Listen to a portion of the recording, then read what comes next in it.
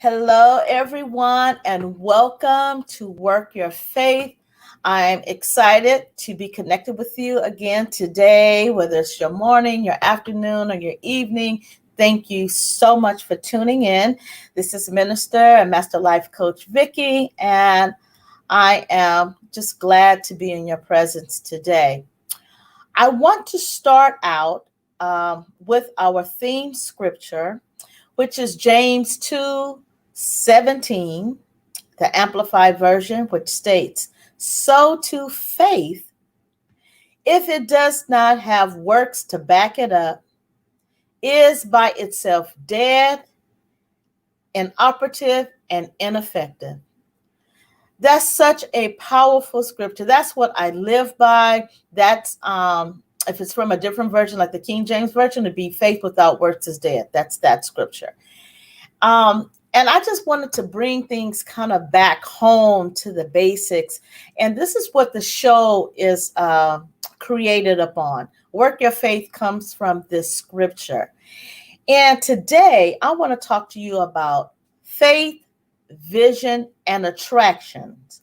If I had a subtopic, it would be the law of attraction God's way. My goodness. The law of attraction God's way. In order for us to operate in faith and see the manifestations of what we are desiring, what we're believing for, according to scripture, faith by itself isn't enough. Therefore, faith and works must be unified. They must work together in order for your faith to remain alive, in order for whatever you believe in for to be effective and operative. I like to call that like the two becomes one. They have to work together. And I think that's one of the things that we have missed. I know I have missed in the past, because you're believing and you're just believing and you're just waiting and you're sitting back and nothing's happening. That's because we have not applied the work component to our faith. Now, works, it isn't only physical.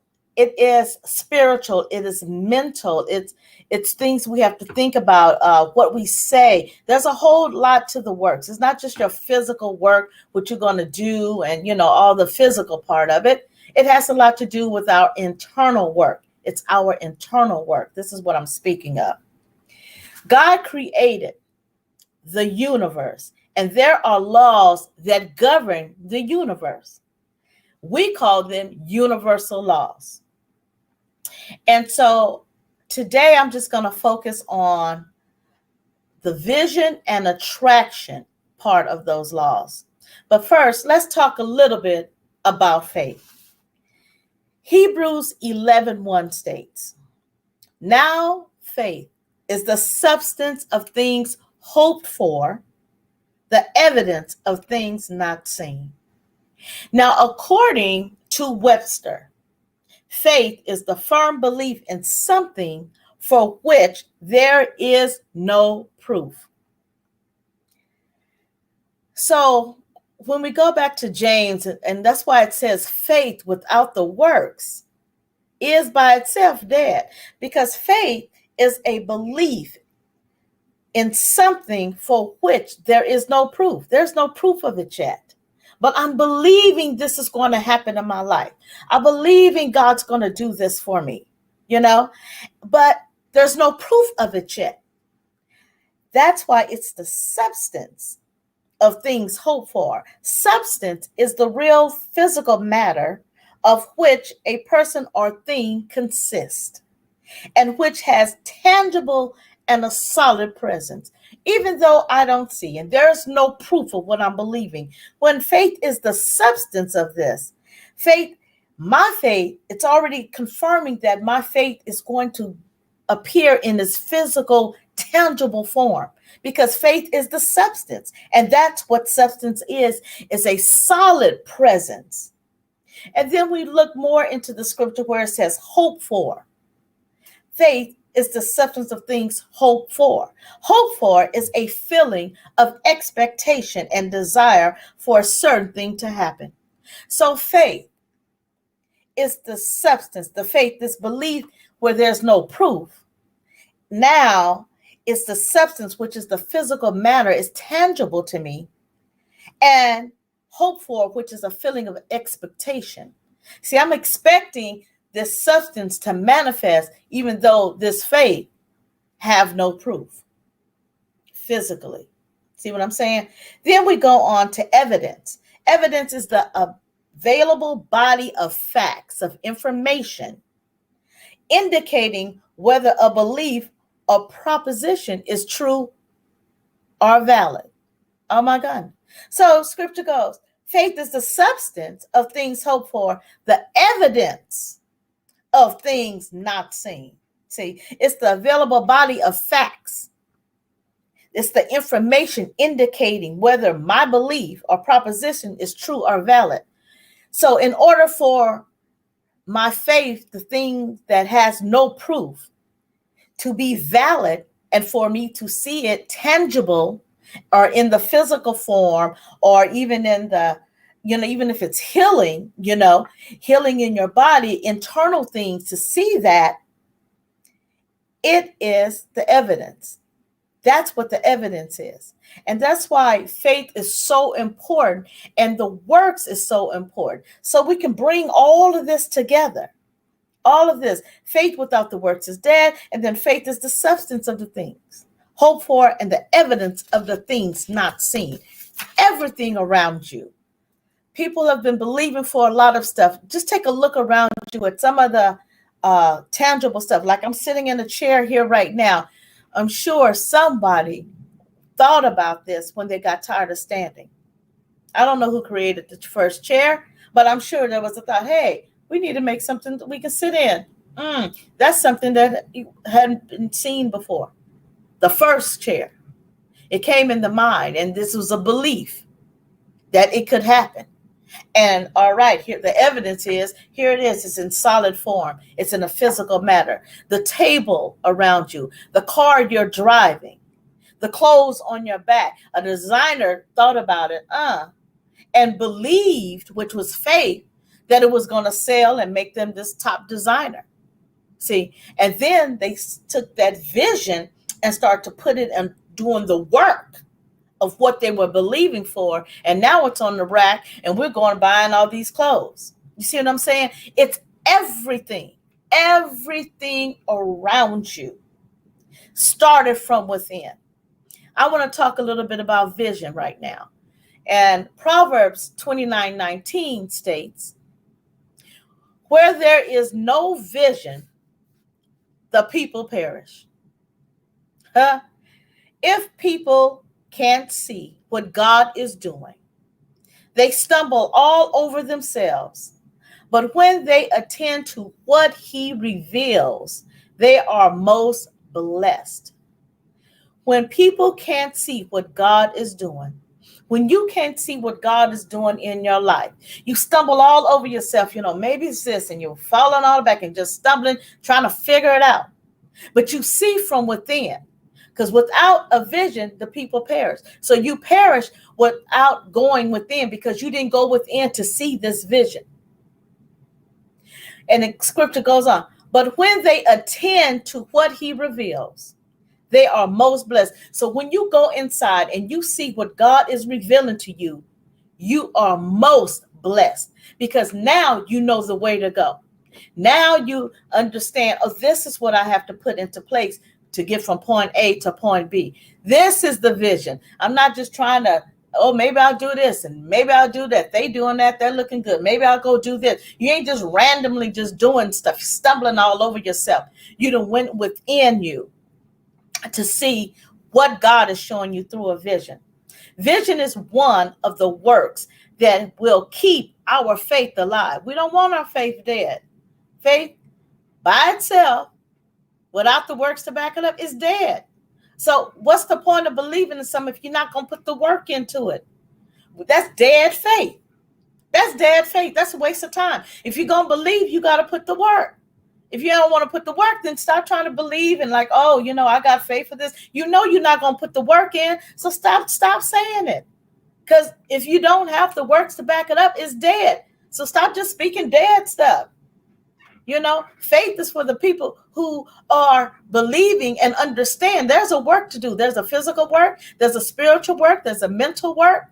There's a whole lot of work to do. Let's see what God is saying, what I need to do, what I need to pray for, who I need to connect with, what I need to focus on, what I need to start thinking. How do I need to start thinking? How do I how should I be speaking over myself? Where should I be going? See, this is where we consult God on everything, when we get this vision. Vision is the ability to think about a plan or plan the future. Excuse me, let me repeat that again. I messed that up. Vision, the ability to think about or plan the future with imagination or wisdom. See, now you and I, we are spiritual beings. We are creators. We are creators. We're co-creators. Some people say co-creators, some people say creators. Doesn't matter. We're creators. Imagination is your God-given vision for your life. See, imagination, even when we were kids and, we sit up and you'll see kids just daydreaming sometime, and the teacher maybe in classroom say, oh, stop daydreaming, pay attention. And see, they stop our imagination. They don't let the creativity flow, they not disrupting nothing. The kids just maybe, off in space, seeing their vision, God may be dropping something right there, and a lot of times we've lost our imagination because we were told these same things in school. Stop paying attention. And, you be imagining stuff and thinking about stuff, your imagination here. And if you don't dare say nothing about it, because they'll stop that and nip it in the bud. No, you need to focus on that. You need to focus on that. So much creativity has been stopped because we have stopped, maybe even from our children, imagining. Or we don't even imagine. Just sit out and imagine for a minute. What if? I'm going to talk about what if in a minute. Just imagine, what could I be doing if resources was not an issue? Money's not an issue.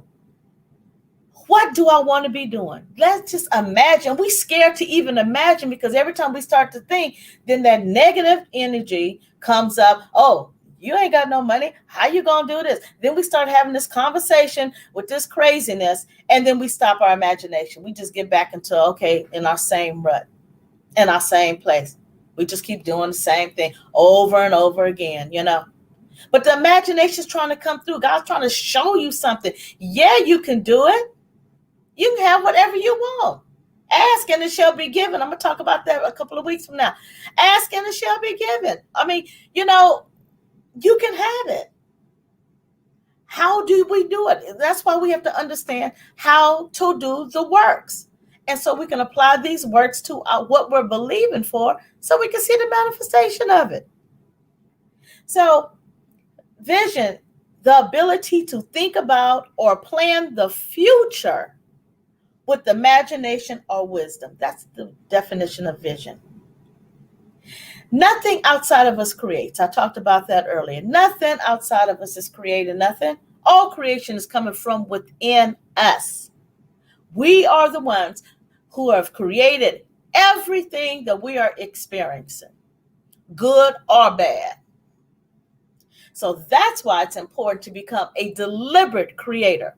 See, once we have these principles and these universal laws down packed, we can start to become a deliberate creator, not just let everything happen and we just roll with whatever, just go on for the day. Whatever it is for the day, we just going in, we just co-signing, and we just buying into it. No, we become deliberate creators. This, what is it? Was it Cindy Trim? Command your morning.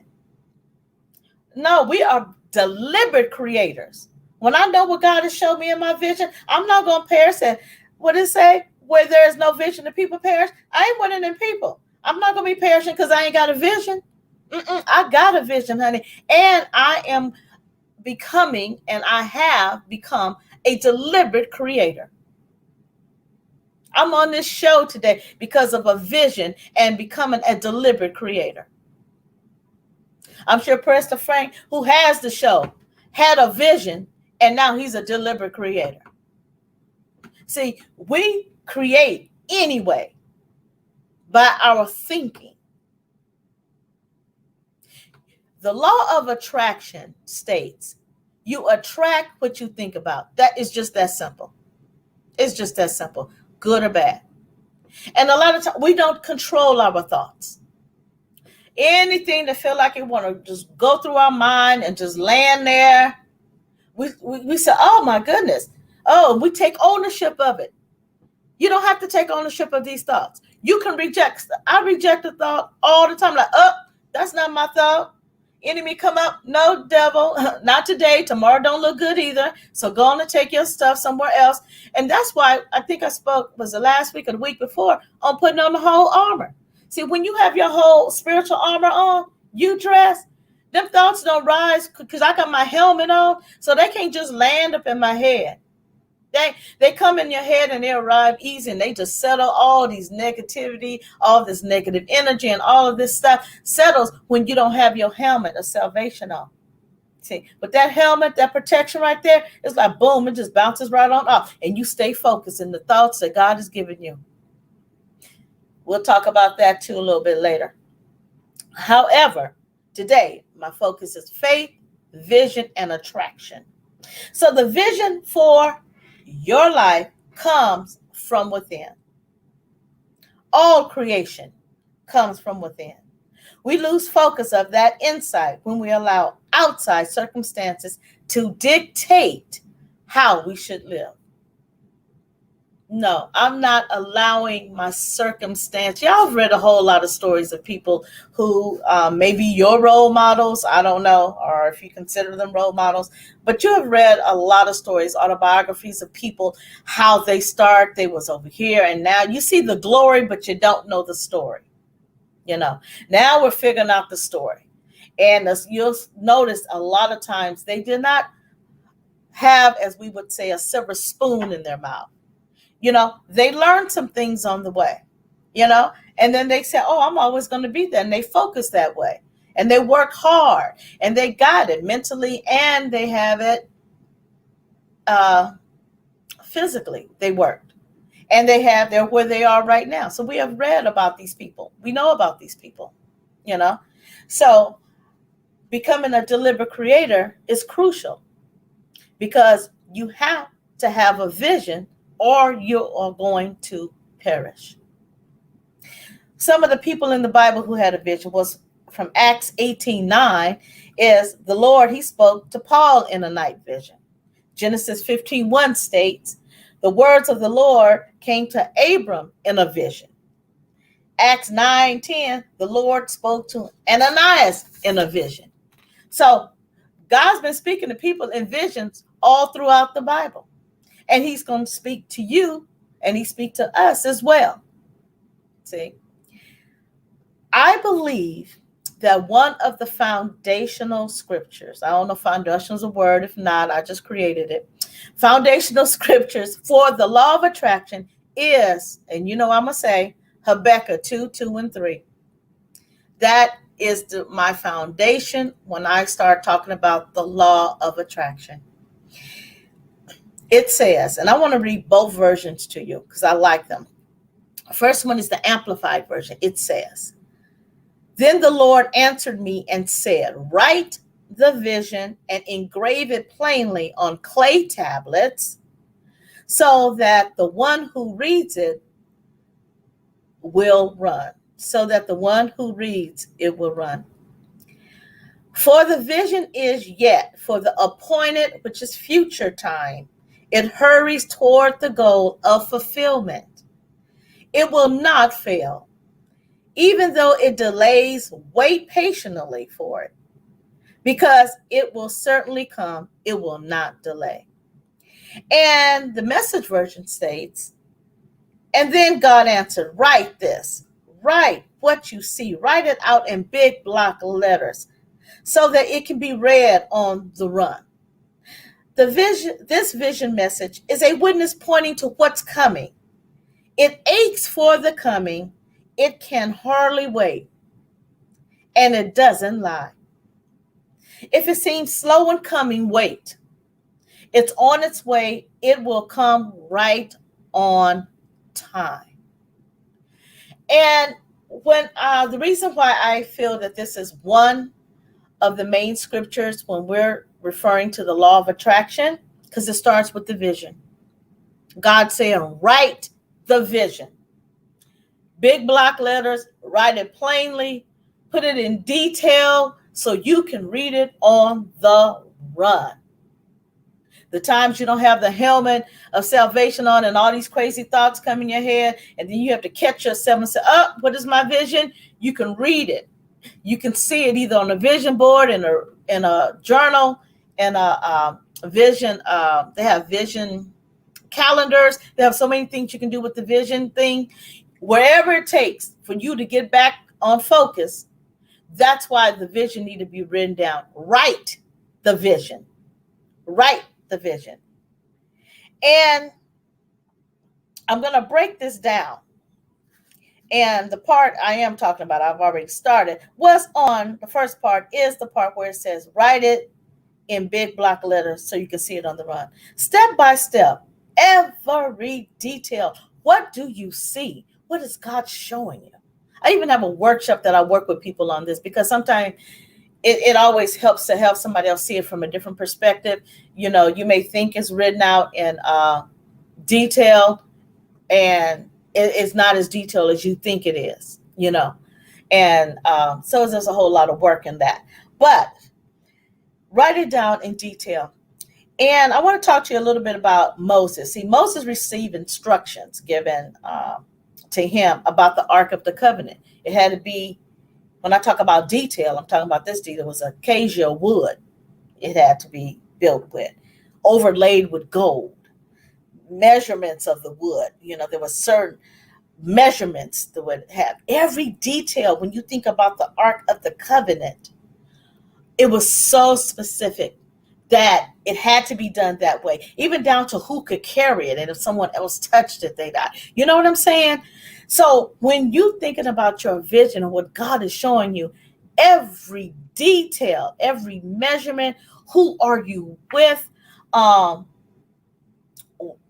Where are you at? You know, what's around you? You know, every detail it needs to be written down. Every detail. The vision God has given you has to be done exactly like He showed you.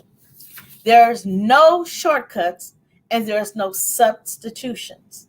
You cannot substitute it, and you cannot take the shortcut. Every step, every detail has to be written down so that you see or recorded on your phone. If you don't have, I keep my phone with me all the time. I never know when I'm going to get at something. And so either if I'm not typing it in, I'm recording it so I can go back and listen to it as God gives it to you. It's not, oh, God, wait till I wake up. Oh, wait. You know, a lot of things come early in the morning. Wake us up. God just like, boom, you know, and you just wake up. You know, it's not time for milk and cookies. God's trying to tell you something. God's trying to show you something, you know. Sit there for a minute. See what the Lord is saying. What is the vision? You know, you may already have a vision. Maybe it's a different direction that you need to take. Get up, seek God first when you're awakened in those times. Seek God and see what God is saying for you at that particular time. Then you can go do whatever you got to do. But it's very important because you don't never know. You never know when you're going to get a direction, another instruction. You never know what God is going to say at that particular time. Oh, reach out to this person right now. It don't have to be in the middle of the night. It can be during the day. God said, oh, call somebody. You get a feeling like, oh, I just need to call somebody. I just need to call this person or reach out or email this person. And you put it off. You've missed your window. See, every time God is giving instructions for something for you, everything concerning you is hearing that same instruction, if that makes sense. Everything is hearing the same instruction. So when you say, oh, I want this, and you ask for it and it is given. So behind the scenes, oh, this person's, all the things start working together. It's like, I'm going to say like Ezekiel, maybe, with the valley of the dry bones. All the bones were scattered. And he said, well, speak to the bones. And I could just imagine that the bones started trying to connect with each other as they raised up into this army. And so that's how it is with our visions, because a lot of our visions is dead as dry bones. If you just want to say our dreams, we didn't kill them off because somebody said something, or we feel we're too old, or just like, it's just too late for us. Just forget about it. It's just too late. I missed my window of opportunity. No, not if you're still here. There's an assignment given to you. You have to resurrect it and rediscover, reconnect with that passion, and start calling them, speaking to those dry bones, to those dreams, those dry, and start prophesying over them so they can start raising up and coming together. And coming together. And start calling the wind from the north, south, the east, and west to come like, no, this is your valley. Honey, resurrect them just like Ezekiel did in those valleys. So that's what I'm saying about that. So you don't want your vision and nothing like that to die. Speak to it, bring it back to life, bring it back to life. So that vision, also part 2 of what I want to break down in the scripture says the vision message is a witness pointing to what's coming. And other scripture said that it was something appointed for appointed future. So it's something that is coming. It may not be present in your life right now, but it is coming. And so you have to see it in your mind before it becomes a reality to you. You have to see it in your mind. You have to, as they say, you have to see it before you see it. See? So you have to see it in your mind and make it real to you so it can come, so it can become substance. Remember, faith is the substance of things hoped for, the evidence of things not seen. So put it in your mind so it becomes of a substance. And eventually it'll be that evidence of the things that wasn't seen when it started out. My God, somebody. What you see is the vision message as a witness. And I want to talk about that because when you think about the word witness, let's talk about the role of a witness. In regards to the physical laws, a witness must make an oath or solemnly state that they will tell the truth in the court of law. With the universal law, the vision message is also making an oath and solemnly stating that what we see within ourselves, our imagination, is true and will come to pass. Because scripture said this vision message is a witness pointing to what's coming. My goodness. With knowing that and having that confidence and knowing that, it should just make you like, oh my goodness, you're just excited because you're already walking in it. Even though you haven't physically seen it, it hasn't become tangible to you. You're already walking in it. I'm already healed. I'm already delivered. I am already. That's what we need to be saying. I am already that. My God. It's a confirmation to what's going to show up in your life. Just knowing that it's a confirmation, knowing what's going to show up, I'm excited. I can sit back, I can chill, I can keep focus on it. Because I'll share you a little bit something now. So I went to the doctor, and the doctor had diagnosed, I always say diagnosed, what they thought was my problem. I did not take ownership. The first time you hear something, it's kind of take you aback, like, oh, Lord, okay, whatever, right? So I didn't take ownership of it. Every time somebody said, about, when I was telling them about, I said, that's what they diagnosed me at. So I said, I'm giving myself 21 days. 21 days, because I'm supposed to go back, and have some tests done. So I'm going to give myself 21 days before the test. And then when I go see the test is going to be clear. You see what I'm saying? They're not going to find what they diagnosed as. You see what I'm saying? So I'm walking this thing out. I'm working my faith. Because the vision that I have. So I visualize this every day. I'm a deliberate creator. So I look at that part of my body that they said, this is what they diagnosed. And I sit there and I meditate and I see it how I want it. I call my body back into alignment with how it was created. It may be out of alignment now, but by the time I go back to the doctor, it's going to be in alignment. They're not going to find what they diagnosed me with. You see what I'm saying? Even though it's not life-threatening or whatever, still. And I'm like, okay.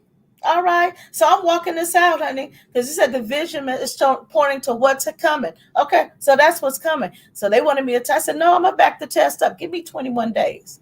Give me 21 days. And so I started working on some stuff, not only mentally and spiritually, but I'm working on it physically because there's some stuff I needed to change. You see? So we can't just be like, oh, okay, pie in the sky. Oh, okay. And you ain't going to make no change. You ain't going to do the work, physical or spiritual. See, I'm working. I got my faith. I got my belief. But baby, I know what it takes to keep my faith alive, to keep it operative, and to keep it effective. So I'm putting in the work, both mentally, spiritually, and physically. See, so that's what I'm saying about that. And just knowing that I have this witness, this a vision message is a witness to what's coming. I'm confident. I am confident that when I go, they're gonna like, oh, we don't see nothing. Okay. Yeah. And by the way, I don't even feel that pain no more. Right? Every day it's getting better. Let me tell you something. I was gonna share this later, but let me tell you something. So when they diagnosed, I was having this pain that's on my side. So I was having this pain and this pain, this pain. It was really, really bad. And once I went to the doctor and she said, oh, I think it's this and I think it's that. And I'm like, okay. So it took me back. I got a day to kind of chill out and, getting my feelings. So I got up the next morning and I said, okay. And so when I started feeling the pain, I said, that's the healing taking. My God, somebody. That's the healing taking place. See, I don't look at it like, oh my God, I'm just so miserable. I'm just, When I start feeling that, I said, oh, that's the healing working. Working on out. See, I flipped it. I look at it differently. See, I could take the pain like, oh my God, it's getting worse. No.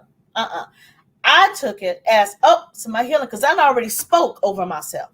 See, every morning I get up and I speak over myself. And I go through a whole thing because I have a couple hours. I have all day. So in the morning, I just have a thing that I do anyway. And so I just added this on into it. And I see the healing energy just going into that particular part. And I just see the healing energy just working it out.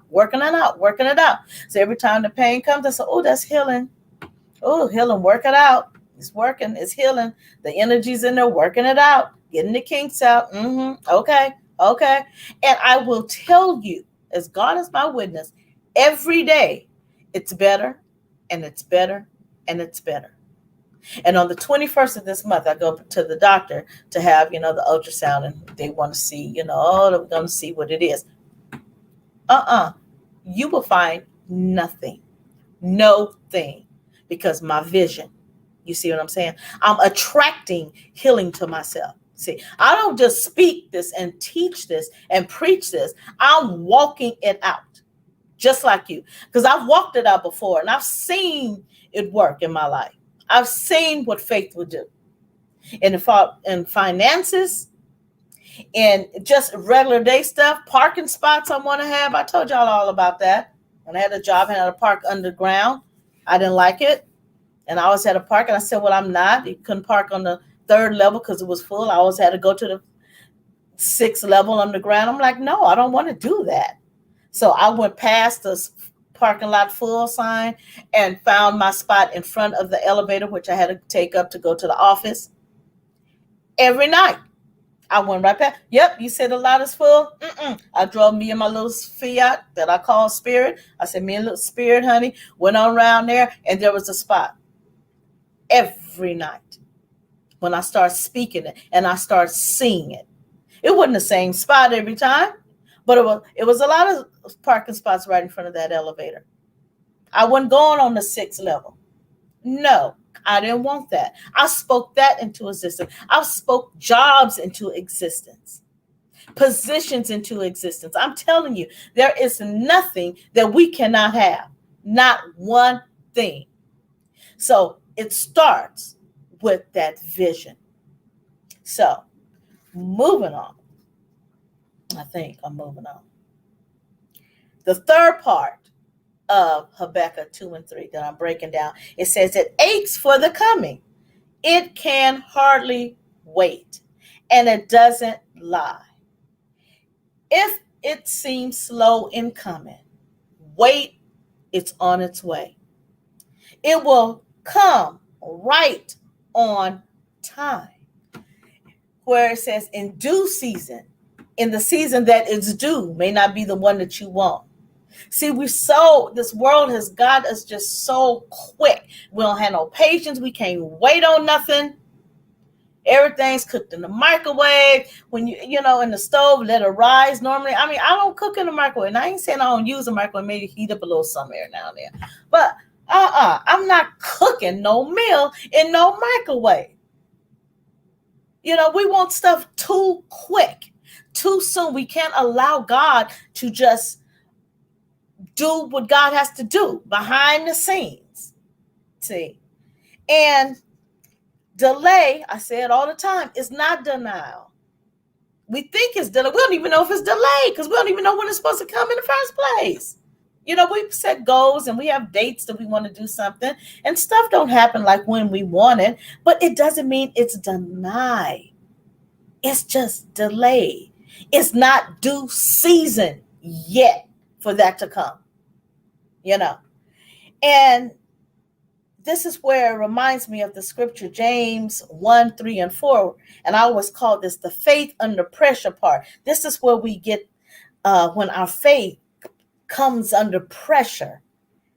It says, consider it a sheer gift, friend, when tests and challenges come at you from all sides, all of them, not just one, every side it can come to. You know that under pressure, your faith life is forced into the open and shows its true colors. It's going to show its color because he's pushing your, when it come at you at all sides, if you ain't rooted and grounded in your faith, we going to see. People going to see how much you believe. People going to see that. That's what I was saying about the pain. I don't care how hard it gets. I don't care how much it is. That's the healing working it out. That's working out. That's my healing energy, is working the stuff out. It's working it out of my system. That's how I look at it. That's how I look at it. And it says, so don't try to come out of anything prematurely. See, when we get pressure and all this stuff, we just want to give up, forget it. I just don't want to do it. That's part of the process. That's part of the process. That's why we do not see the manifestations of what we're believing for, because that's part of the process. And we want to get out of it prematurely, scripture says. Let it do its work so you become mature and well-developed, not deficient in any way. See, we need to grow up. We have to become mature. And this stuff that's pressuring us, it's going to teach you how to grow. It's going to teach you how, if you're rooted and grounded and you hanging on to that faith, I don't care what it is. That pressure is going to come. And I always say, God, what is it that I need to learn out of this? So I can mature and I can become well-developed. So I ain't deficient in any way. What do I need? There's a lesson, even if you're not accused of something and you know you are innocent, and people have said this and all this drama's going on, I always say, God, what am I to learn from this? See, I'm telling you, when you get under pressure and that everything is just going, we get out of it too early. We try to get out of it too early. We get out of it prematurely. We got to let faith do its work. We got to let the pressure do its work. We need to count it as a gift. It's a joy. Okay, because I'm closer on the other side. You look forward to, okay, what it is. Okay. When it comes up, it's a gift because it's maturing us. It's making us well developed. That's a gift. But it is a pressure. It's a pressure because we want it done when we want it done. We got deadlines. We got a lot of stuff going on. Got pressure. It's pressure. So we don't want to get out of it prematurely.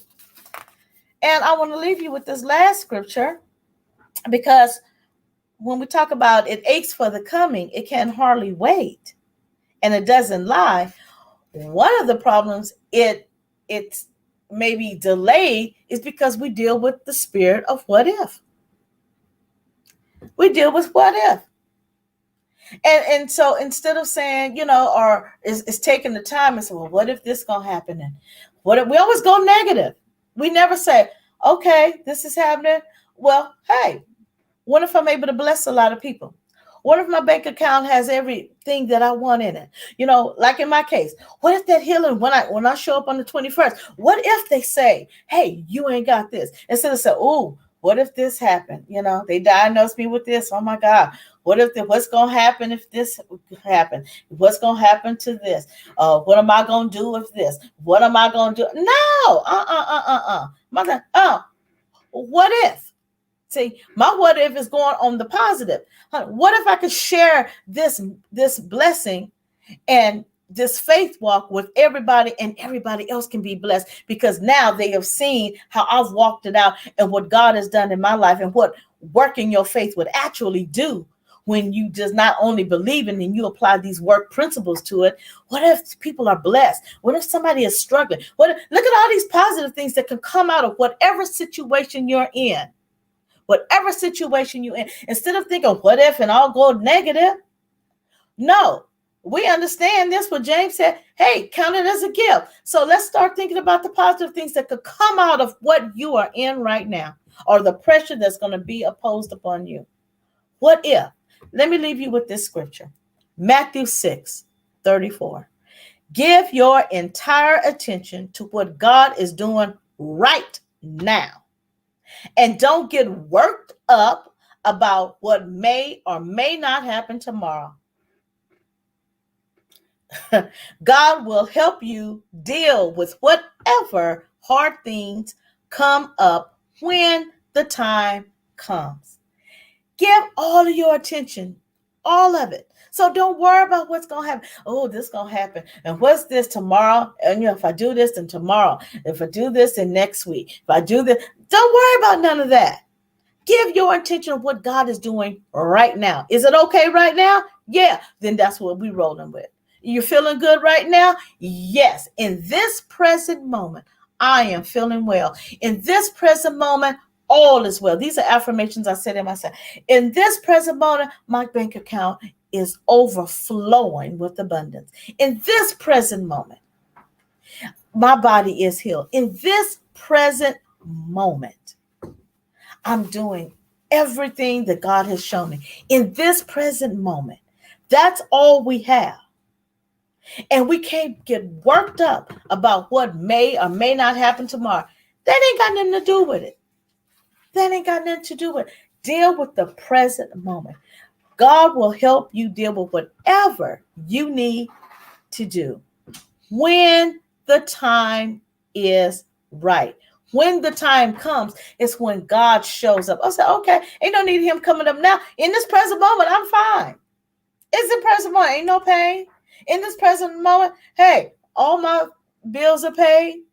In this present moment, I'm fine. I'm healed. Hey, we're doing good. So if the moment should come, then God shows up when the time comes.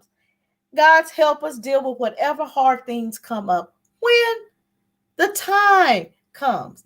It's not time. It's not that season. Enjoy your moment now. In this moment. See, so while I'm waiting and while I'm attracting all of this to me, and I wrote out my vision and I have understand, Habakkuk 2:3, faith without the works to back it up is by itself dead, inoperative, and ineffective. Let me work on what I need to do to keep it alive now. That's why I say all these universal laws. I know a lot of people believe it's new age and all of this stuff. They pulled that out of scripture. I'm getting ready to write a book at the end of this year, straight out of scripture. I'm telling you the truth. These laws have always been, and people have taken them and are making money teaching people, are talking about these laws all the time. And they came from scripture. It's nothing new. There's nothing new under the sun. And, when we get into the money part of it, the love of money, the root of, what is it? Root of all evil, for the love of man is the root of all evil. It can be if it is done in a negative way, in a negative energy. If it's done to hurt somebody and I'm robbing, I'm trying to steal because I love it so much, I just got to hoard it all because people don't understand that there is an abundance and that whatever we need is called law, is a law called the law of cause and effect, a law of supply and demand. So if more money is needed, more money is coming. You don't have to worry. That's not your concern. But there is a scripture that says money answers everything. And it is true because there's nothing you can do here on earth, a very few things that money is not used to exchange. You want that purse, you can't just walk out the store with it. You're going to exchange it for some money. Money answers that your need. Money answers your desire for here. Money answers for you to go on these trips. See, it's our perspective. It's how we look. I'm trying to tell somebody today. Anyway, I'm going to stop. And I really hope you enjoy the show today. Faith, vision, and attraction. The law of attraction, God's way. If you just stick to Habakkuk 2, 2, and 3, you will be attracting so much in your life because you understand the principle of law of attraction. God's way. When you do it God's way, you connect. I was connected to, I've studied under some of the top thought leaders. I've paid a lot of money, thousands of dollars to study under them and also to become a consultant for them, teaching their program to people. And I got so far into it, but it was a disconnect for me. Nothing against the program. The program is amazing. I went through it. I learned a lot that I didn't learn in traditional church about the universal law. But then God showed me in scripture, hey, he had me connect because I said, God, I had a disconnect. I said, and God started to show me. And I started seeking God deeply. And he showed me these scriptures and how the laws are already in the scripture and how to apply them to my life. So I feel connected spiritually because I'm doing it God's way. And so that was one of the reasons I did continue to be a consultant for the program because I wanted to do it God's way. I wanted to teach people how to do it God's way. There is a way to do it. And so that's where my coaching business come from. It's called Create Beyond Coaching, but I just created a program called Faith to Purpose. And it's where I am working with clients. And I'm working with some clients right now. What to help them find out what's holding them back from reaching their goals and fulfilling their God-given purpose. Because sometimes we have to go back to childhood. What's happened in childhood? Who did what? And break some generational stuff and look at stuff from a different perspective. So if anything I've mentioned or resonated with you, and if this is you and you may need help in this area and I can assist you on your journey, on your faith walk, please reach out to me and let's have a conversation. Let's talk and see, how I may be able to assist you. I may not, or maybe something that I can refer you to somebody. But there's no reason for us to be stuck and to be stopped in our faith walk because we don't understand all of the principles and how to work it out.